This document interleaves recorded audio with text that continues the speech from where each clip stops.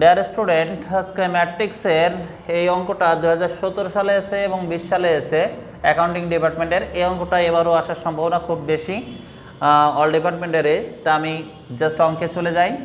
আমাদের দেওয়া আছে বলে আগে লিখে নিলাম, দেওয়া আছে a প্লাস বি ইকুয়াল 1 - 1 3 0। এটা 1 নম্বর সমীকরণ দিলাম। এবার a - b ইকুয়াল 3 1 1 4, এটা আমরা 2 নম্বর সমীকরণ দিলাম। এবার আমাদের বলেছে তবে a ও b এর মান নির্ণয় করো। 1 নং ও 2 নং সমীকরণ যোগ করে পাই। তাহলে একটা সমীকরণ অলরেডি বেরিয়ে যাবে।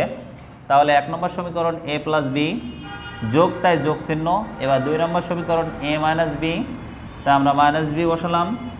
এবার 1 নম্বর সমীকরণ 1 - 1 3 0 যোগ, তাই যোগ চিহ্ন। 3 × 1 1 4 বসিয়ে দিলাম। তাহলে আমরা প্লাস বি মাইনাস বি কেটে দিলে 2a থাকে ইকুয়াল এর প্রথমটা প্লাস এর প্রথমটা, তাহলে 3 যোগ 1 4 হয়।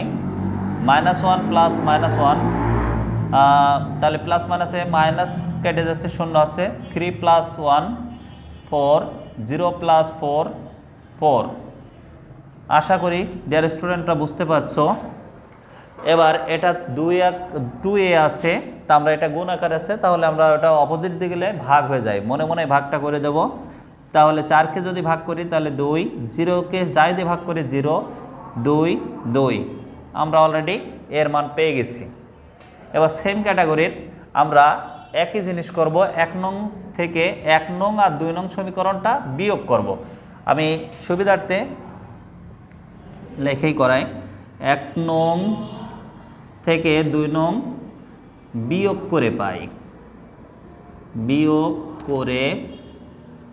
পাই, 2 নম্বর 1 নম্বর সমীকরণ a প্লাস বি ছিল, বসালাম। এবার মাইনাস 2 নম্বর সমীকরণ আমরা সেই মানটা বসাই, 3 - 1 3 0 মাইনাস 3 1 1 4। তাহলে বিয়োগ করলে চিহ্ন পরিবর্তন, a প্লাস বি প্লাস মাইনাসে মাইনাস, মাইনাস এ মাইনাসে মাইনাসে প্লাস বি।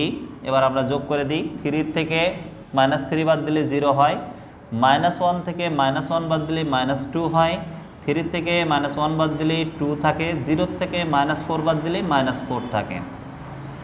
ওকে, তাহলে আমরা প্লাস এ আর মাইনাস এ কেটে দিলে 2b থাকে। তাহলে 2b সমান আমরা লিখতে পারি, জায়গা স্বল্পতার কারণে একটু সাইড নিলাম।